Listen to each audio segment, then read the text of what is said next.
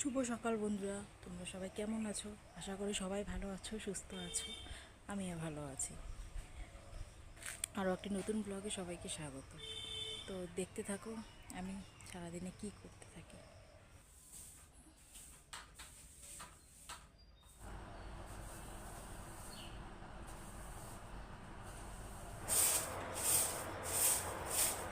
বেডশিটটা তুলে নিচ্ছি। অন্য একটা বেডশিট পেতে দিচ্ছি। এটা হলো 4-5 দিন হলো তোলা হচ্ছে না, তো আজকে তুলে দিলাম।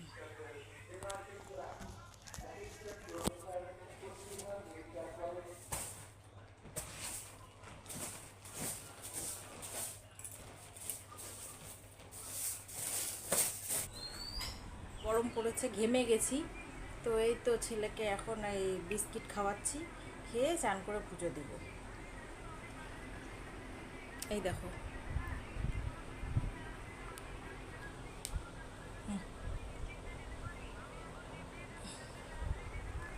খুব গরম আজকে।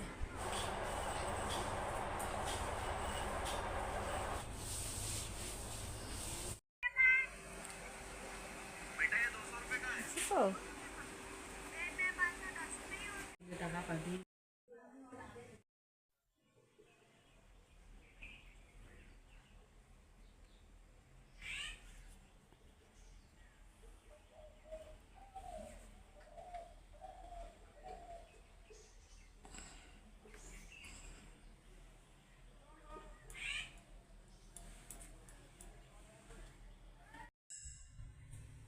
এখন খেতে বসলাম।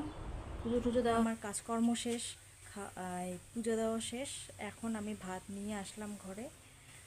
দেখতেই পাচ্ছিলে, আলু সেদ্ধ, তিলের চাটনি আর হচ্ছে মাছ ভাজা। তো ওটা দিয়ে আমি খেয়ে নিলাম, ছেলেও খেয়ে নিয়েছে।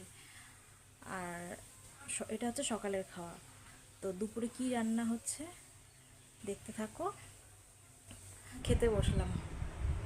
এখন হচ্ছে বই কচু দিয়ে চিংড়ি মাছ, ডিমের পোচ, পটল ভাজা, আর তখনকার যে চাটনিটা, আর হচ্ছে তোমার কি বলে পটল ভাজা।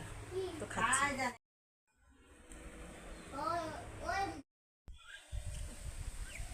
তো বন্ধুরা, ভাত খাওয়া শেষ।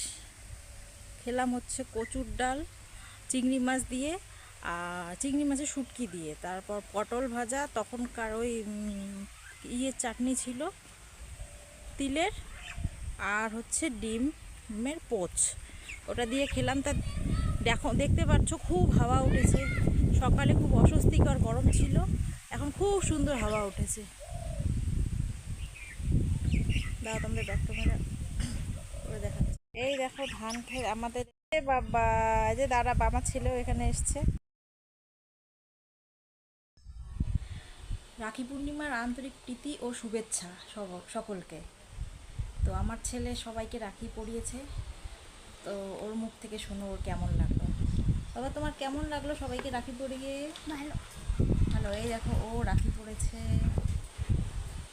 তোমাকে সবাই কি গিফট দিল? বললো ছুটিটা। তাই?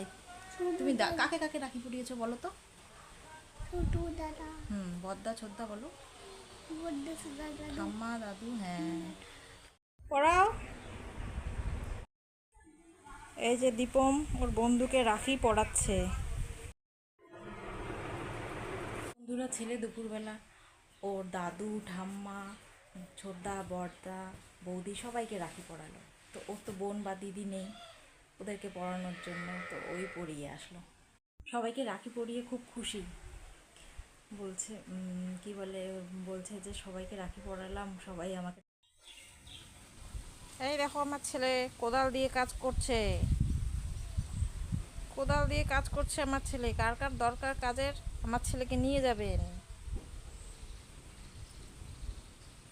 গর্ত খুঁড়ছে। কি করছো এখানে? গর্ত খুঁড়ে কি করবে ওখানে?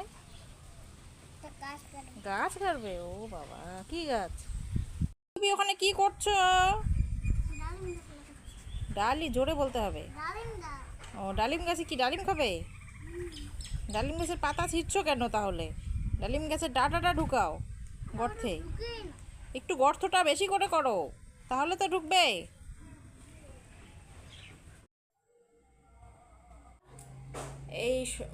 সন্ধ্যাবেলা চা করে সবাইকে দিয়েছি, আমিও খেয়েছি। এখন এই আনারস কেটে সবাইকে দিয়ে আসলাম। ছেলে টিভির ঘরে টিভি দেখতে দেখতে খাচ্ছে ওর বাবার সঙ্গে, আর এই তো আমি ঘরে নিয়ে আসলাম। এখন আনারস খাবো।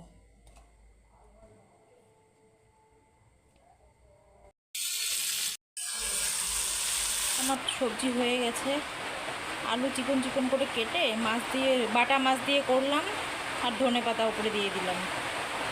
আর এই যে মাছ ভাজা, এখানে ভাত। সন্ধ্যা তো চা খেয়েছিলাম, খেয়ে আনারস কেটে দিয়ে ভাত বসিয়ে দিয়েছিলাম। তারপর ছোটদা মাছ নিয়ে আসলো, বাটা মাছ, তো বাটা মাছ ভাজা করলাম।